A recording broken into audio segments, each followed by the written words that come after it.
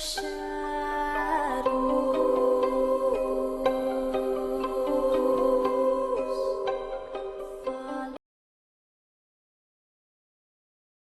my angels, it's Hailey Reese, and I hope that you guys are having a fantastic morning, afternoon, night, whatever it is for you when today's video finally reaches you. Oh my goodness. Today's video is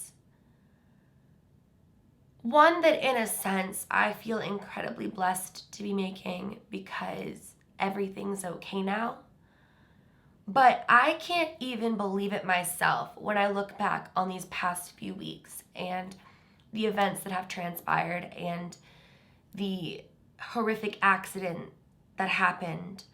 And the reason that I am making this video is to, number one, thank those of you who follow me on Instagram and on Twitter who sent nothing but love and positive vibes and positive energy when I needed it the most. My family appreciates it. I appreciate it. I appreciate you. So thank you so very much.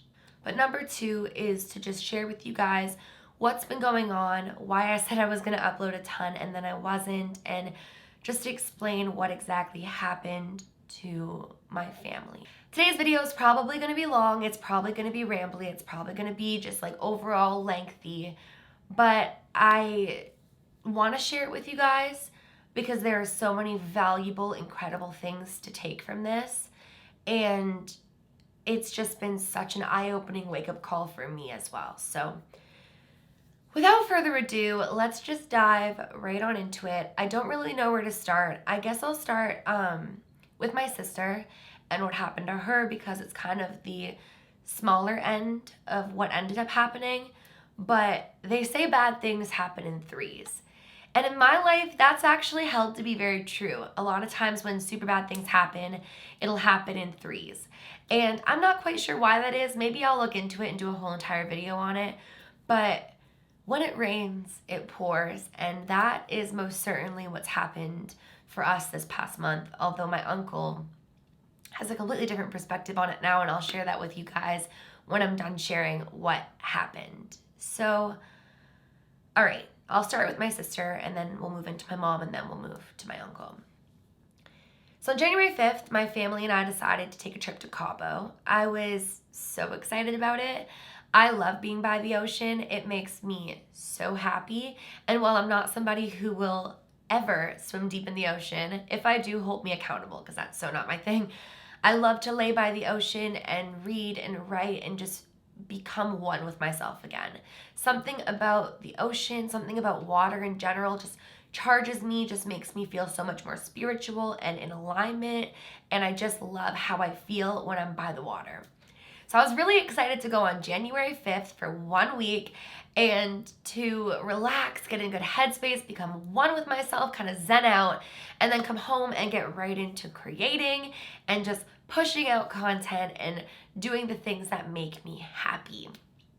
And so we got to Cabo on January 5th and we were having a really, really great time. When a couple of days in, we were presented with an offer to swim with the dolphins.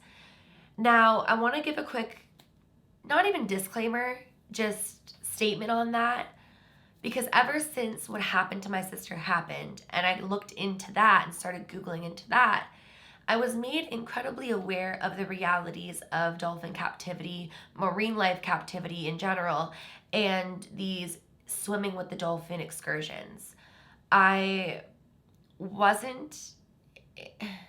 didn't think at the time that it was anything negative solely because they described it to us as a dolphin sanctuary. And it sounded like a really great thing. In fact, when we first got there, they took the time to explain to us what we can do to leave a better imprint for marine life and how we can respect and care for our environment and in turn, help the dolphins, help marine life and all of that. So in the moment, it seemed very innocent. It seemed like a cool thing that my sister wanted to do. But in hindsight, I will no longer participate in such activities. But with that being said, we decided to go and swim with the dolphins. So we got there and we kind of put on our wetsuits and then decided against it because they were like kind of suffocating on the neck. And we go up the stairs to like this huge, beautiful, like body of water that's so clean, and it just looked like a really nice place at the time, and we were super excited. And we go and we get briefed on everything. And the guy starts to explain the excursion, exactly what we're going to be doing today. And then he gets to the point where he explains that there's going to be a section of this excursion where you can either choose to ride on the dolphin like around the body of water, or you could have the dolphin take you down under and then shoot back up with you, which sounded pretty cool. So we go, we start, everything's going well, and then it comes time for us to participate in that portion of the excursion. So my sister was like, you know what? I think it'd be so fun to go underwater. How great would that be? However, what we didn't remember in that moment, or what had completely slipped our minds, was that at the beginning of the excursion, when he said at this said portion we were going to be able to either go under or on top of the water, he gave 2 pieces of advice for warning. The first being, if you're somebody who can't hold your breath for more than 13 seconds comfortably, don't go under the water. Or if you're somebody who's had ear problems, don't go under the water, opt to go on top of the water. Now, what we had completely forgot in that moment was that when my sister was a toddler, they couldn't understand why she was speech delayed. She wasn't grasping words, she wasn't saying words properly, and they came to find out it was because she had an issue with her ears where it sounded like she was underwater when she was hearing. And so they had to put tubes in her ears, and that solved the issue. But when the guy had said, if you have ear problems, don't go underwater, it slipped our minds that when she had been a toddler, she'd had ear problems. We were just thinking in the present moment. So it came time, we decided that we were going to go underwater, and my sister went first.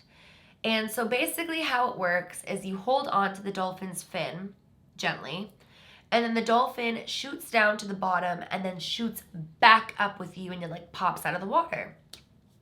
So this happens, pops back out, and my sister comes out of the water and starts complaining of being very dizzy.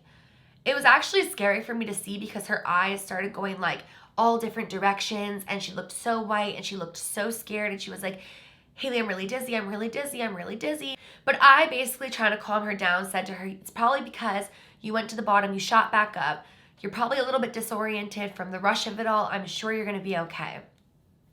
And then moments later, she starts saying that she cannot hear, that out of her one ear, she has no hearing, and it hurts so badly.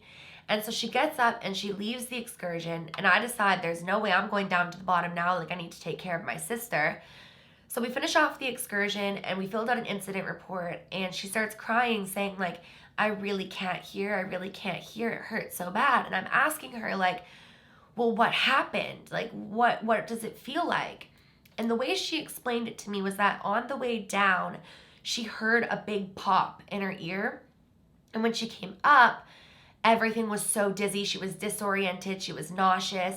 And then after that kind of calmed down, like the dizziness, she realized she couldn't hear, and that there was this like immense pain, or this very strong pain in her ear.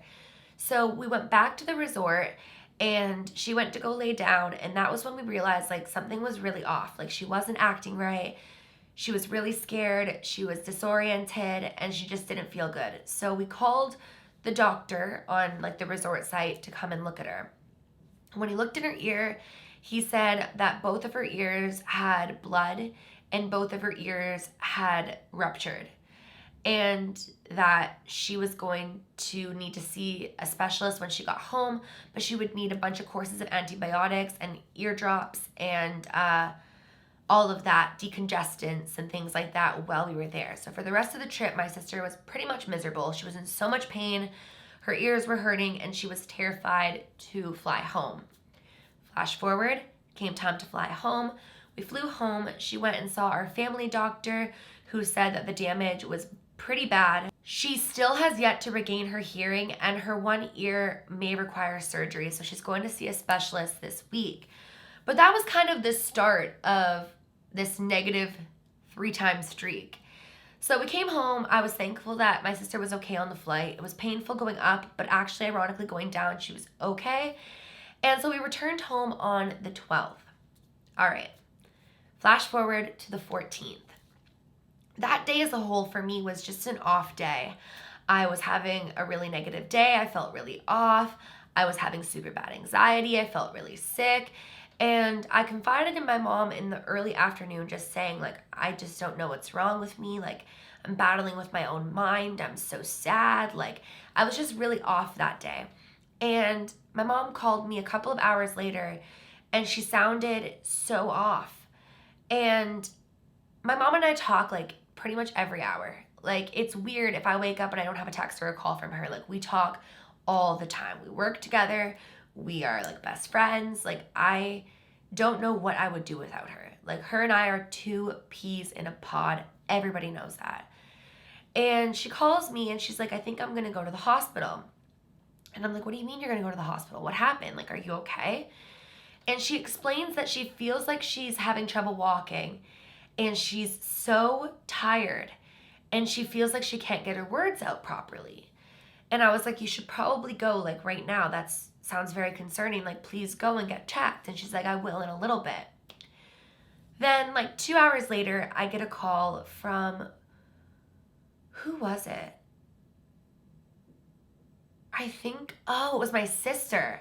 I get a call from my sister saying that mom was, like, being rushed to the hospital, that Jeremy was going to call me soon and tell me, like, what was going on, and that mom can't speak and that she can't walk and that she's completely disoriented. So obviously I called Jeremy. They're in the car. They're rushing to the hospital. And my mom's talking and she's like, her words are so muffled and slurred and so wrong. Like, it doesn't even sound like her. And they had to, like, carry her. Like, she couldn't walk. And so my sister rushes to meet them, and I opted to stay home because my mom is, like, my best friend in the whole wide world. And at that time, it seemed like she was really having a stroke. And I wanted her to stay as calm as possible. And I just don't do well in situations like that. I would be a mess. So I was talking to her on the phone saying, like, you're going to be totally okay, Mom. They're going to fix you up. When meanwhile, I was losing it. Like, I was such a mess. So my sister goes and meets them, and she calls me saying, like, my mom's lip was drooping. She couldn't walk. She was barely, what's the word I'm looking for? Not conscious. She was barely responsive, and she was declining and getting worse and worse and worse. So they rushed her to a hospital that specializes in strokes. And when she went into the hospital, when she went into triage, she almost started, like, convulsing, and they had to, like, grab her, and it took, like, 6 people to lift her and put her on a stretcher. And I'm hearing all of this from the other side, and I went into the worst panic attack I have ever had in my life. Like, it was so bad that Tyler was, like, yelling at me in a way of, like, Hailey, come to it. Like, he was like, you're gonna end up in the hospital too. Your mom can't have that. Like, you need to snap out of it. Like, I was shaking. I couldn't breathe. I was hyperventilating. I was lightheaded. I felt like I couldn't even sit still. Like, I was, like, sitting, and then I would be calm for a second, and I'd think about the fact that, like, my mom might not be okay. And, like, I would just go, it makes me emotional even thinking about it now, because, like, I don't know how people go through things with their parents or, like, their loved ones. Like, I'm not good at, like, I don't know. So, I can't sit still. I'm pacing. I'm hyperventilating. I'm shaking. I'm lightheaded. I literally, like, am repeating myself like a broken record. If no one was answering me, I'd be like, nobody's answering me. Nobody's answering me. Nobody's answering me. Nobody's answering me. I'm calling my grandma, who's like, Hailey, you need to breathe. You're going to collapse your lung. You need to breathe. She's in the best place she can be in.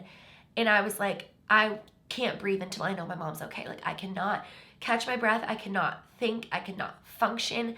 Like, I'm, like, losing it. Like, I'm praying. I'm pacing. I'm literally, like, it literally sounds so dramatic, but I was just such a mess. And nobody was telling me anything because they knew how I would be. They knew that, like, nobody's closer than my mom and I. And, like, they knew that if I heard bad news, that I would lose it. So they weren't telling me how bad it truly was. But then on top of that, that was making it worse for me. And so finally, I get some sort of an answer. They'd rushed her in for a CT scan. And in the CT scan, they saw something in her neck. And it looked as though she had blood clots in her neck artery. And they said that that might require surgery. So they put her on a bunch of blood thinners and said that they couldn't do anything until she went for an MRI in the morning, but that they were going to admit her. And so they admitted her and were going to keep her overnight. And the minute that we got that news, My mom's other half decided that he was going to go home and feed the dog and let the dog out so that he could come and spend the night with her. So my mom was completely alone at this point as they're like admitting her and going through the process. And for a second, I feel like I can breathe. I was like, okay, at least they know what's wrong.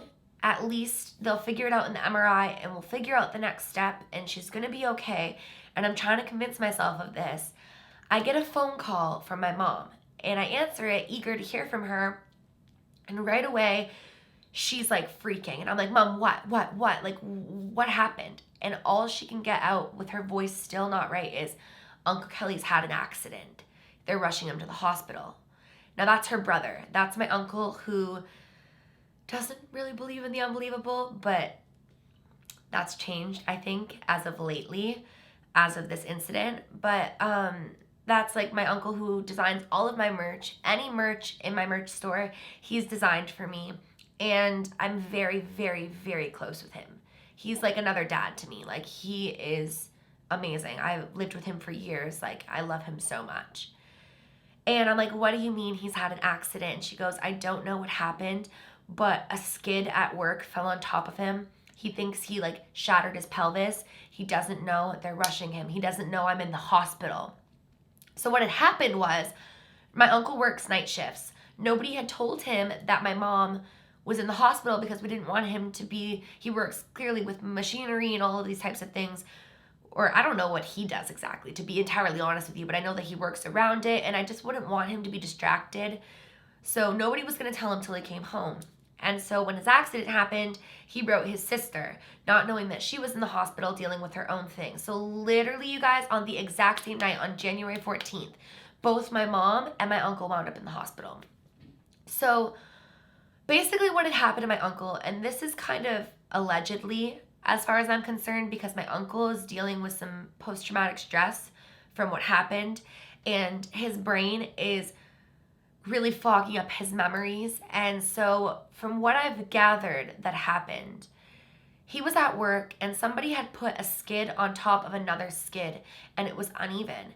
And my uncle was next to it when it teetered and it fell on him from behind. So it came down on him and he tried to shift away.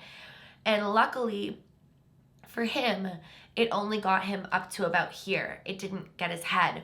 And also luckily for him, the contents of the skid, or like what the skid was flat and not anything that could cut him or go into him or like damage an organ in that aspect. Now, what had fallen on top of my uncle was 1,500 pounds approximately, and all that they could see was his hair sticking out. They didn't know how they were going to get him out, so what they opted for was to use the tow motor and push the skid off of him. And this is where his PTSD has really come in, because he told me that when they were pushing the skid off of him, they came half an inch away from running over his face. And he was screaming that they were going to run him over. And they just stopped. Like, the guy just stopped the tow motor, like half an inch from running over his face. When they finally got it off of him, he couldn't feel his legs at all. He felt like he'd shattered his pelvis. He had no clue what was going on. So they called him an ambulance. They put him in the ambulance. And I don't know exactly what happened, but this is just like another awful factor or another awful event of what happened to him. As they were like lifting him up into the ambulance, whatever was lifting him dropped down. And like, imagine having all these broken bones and just, oh my God, I can't even think about it. So they rushed him to the hospital. He was in so much pain. He was also in so much shock and just couldn't believe how close he came to death. Like, he saw his life flash before his eyes. It stopped half of an inch away from his face. And came to find out that it had like crushed his pelvis, but broken his femur. And he would require surgery to have like, I don't know the exact what they had put in, but basically like bolts and that type of a thing put in to reattach his bone together. And that was really scary because I was thinking about my mom could be having a stroke and could be going in for surgery. And now my uncle's going in for surgery and he's in so much pain, and like, it was breaking my heart. My uncle couldn't feel anything from the waist down. He didn't know just how bad his injuries were. He was in shock. He was in pain. He was so thankful that they'd stopped from running him over, so thankful that it landed from here down, so thankful that it wasn't anything that could rupture his skin. Like, God was looking out for him. So come to find out a couple of days later, my mom didn't have like blood clots in her neck. She had like, okay, I don't even really know how to explain it, you guys, because I personally don't really understand it. I was there when the doctor explained it, but basically she did not have a stroke, but she has some sort of mass web in her neck that she was born with. And basically all of the symptoms that she had were her body basically giving her exact stroke symptoms without an actual stroke. So she had no brain damage. She had no like real anything life-threatening, but it was incredibly terrifying for her. And her body was out of her control. The doctor said that she couldn't control those symptoms, that her body took over as if it was having a stroke, but it wasn't. As far as my uncle, he had his surgery, and at first it was kind of scary because even when the freezing should have worn off, he still couldn't feel from the waist down, and he couldn't pee on his own. And we were so worried that there was going to be some sort of long-term damage. But he has this feeling back now. He actually just got out of the hospital, and he is on the road to recovery. I can't believe it. My uncle and I have had numerous conversations about how close he came to death, and I tell him that someone was looking out for him, and I think deep down he knows it too. It's crazy because, I don't know, it's just, I can't picture anything bad happening to anybody I love. It's like the scariest thing ever. I don't fear dying for myself personally, but I fear losing those that I love.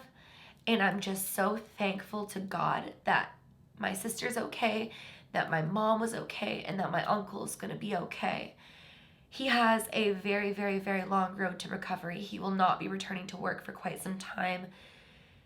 And anybody from his work who's seen the tape says that they advise him not to watch it, that it's one of the most traumatic things that they have ever seen. And they've even advised him to seek therapy for PTSD from what he experienced with his life flashing before his eyes and almost dying. If you guys take anything away from this video, I just want you to take away that life is so precious that at any given point in time, anything can happen to you, to me, to our loved ones, and to live in the moment of every single day, appreciating the life that you have. And I want you to know that I'm so thankful for you, for each and every one of you who sent me prayers, good vibes, positive messages, uplifting stories. I appreciate you. You guys have saved my life more than you'll ever know. My family appreciates you, and I can't even begin to tell you guys how much I just appreciate you so much for your love and support to me and your positive vibes and for being there for me and my family. We truly look at all of you as our family, and I am eternally grateful for all of you. Since my uncle is going to be off work, I'm going to be doing absolutely everything that I can to help him. Mama Reese is fully recovered. She's doing well. And my sister, like I said, is awaiting to hear if she's going to need surgery for her ear. But the important thing is that everybody is okay, and everybody's going to be okay. That is basically like the very condensed short version of what's been going on these past few weeks, why I've been absent. I got pretty lucky because the sponsored video that I put up, I'd already filmed for approval, and I was able to put that up, so I was still able to put out content. And I still have one more sponsored video that I'd pre-filmed that I'm awaiting approval on. But now we can resume regular content. I can get back into filming. I feel like I can breathe again. When people that I love aren't okay, like I'm not okay, I just don't function well. When people around me are hurting or in pain or struggling, it just like kills me. So it was so hard for me to film or even be inspired to film when my family was going through it. I wanted to be there for them and make sure they were okay. But now that they're okay, I am back, and I missed you guys, and I love you guys, and I wanted to share with you what I've been going through, because I promised that this year I would really put myself out there with content that makes me happy, but also with being vulnerable and honest about my life. So that's what happened. I hope that you guys are doing well. I hope that your loved ones are okay. If any of you require any prayers or positive thoughts, please comment them on this video if you're open to it, if you're comfortable with it. And the Reese's Pieces and myself and my family will send you all of the positive vibes, light, and love that we can. I believe in the power of good. I believe in the power of prayer, and I believe in the power of positive intention and positive thoughts and prayers. So I would love to send you some positive energy if you need it. And that is it for today's video. I love you guys so much. I will see you guys tomorrow. Remember, my loves, do all things with kindness. And until then, I love you and I am so thankful for you.